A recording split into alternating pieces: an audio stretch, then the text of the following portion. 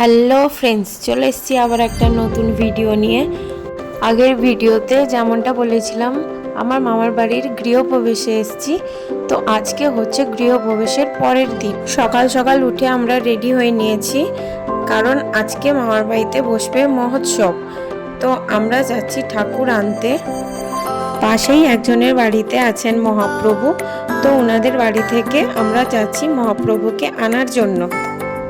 বলতে বলতে আমরা পৌঁছেও গেলাম ওখানে। তারপর আমি একটু ঘন্টা বাজিয়ে দিলাম।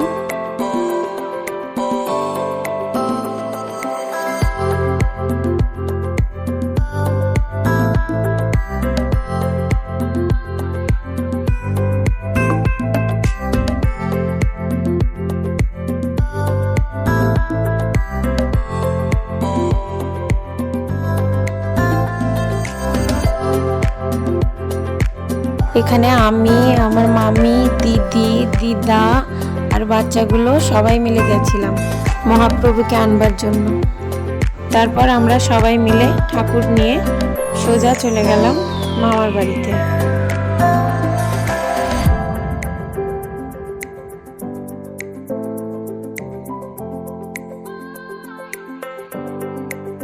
এখানে পৌঁছানোর পর যা যা নিয়মকানুন আছে ঠাকুরকে বসিয়ে সব কিছুই করানো হলো। মামি করলো সব কিছু। তারপরে ঠাকুরকে তার জায়গায় বসিয়ে দেওয়া হলো।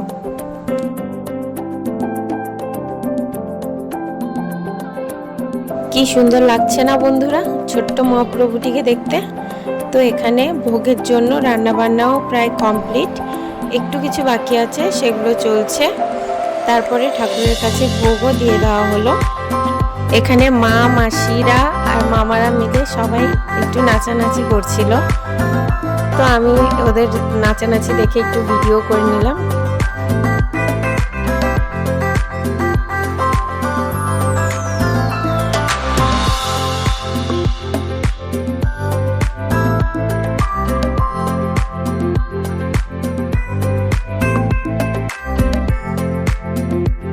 আর এখানে সবাই বাতাসা নিয়ে পুজো দিয়েছিল হরিলুট করবার জন্য। তো আমিও কিছু বাতাসা কিনে পুজো দিয়েছিলাম মেয়ের নামে, মেয়েকে দিয়ে হরিলুট করাবো বলে।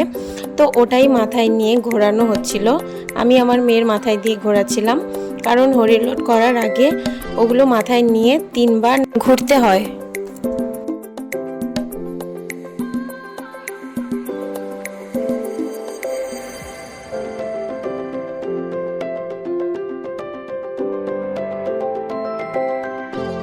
তো এখানে সব কিছু হয়ে যাওয়ার পরে আবারও সবাই মিলে নাচানাচি করতে শুরু করে দিল।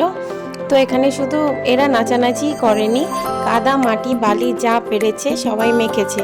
তারপরে এখানে মেয়ের পাপাও চলে এসেছিল। তো মেয়ে পাপাকে দেখতে পেয়ে একটু গিয়ে কোলে বসলো। এখানে ভোগের প্রসাদ খাওয়াও শুরু হয়ে গেছিল। তো নতুন বাড়ির ভেতরেই সবাইকে খাওয়ানো হচ্ছিল। তারপর খাওয়া দাওয়া কমপ্লিট হতে আমরা বেরিয়ে পড়লাম বাড়ির উদ্দেশ্যে, কারণ বাবার কিছু কাজ ছিল, তাই আর থাকা হলো না। তো আজকের ভিডিওটা এই পর্যন্ত বন্ধুরা। ভালো লাগলে লাইক, কমেন্ট, শেয়ার, সাবস্ক্রাইব করতে ভুলো না কিন্তু। টাটা, দেখা হবে নেক্সট ভিডিওতে।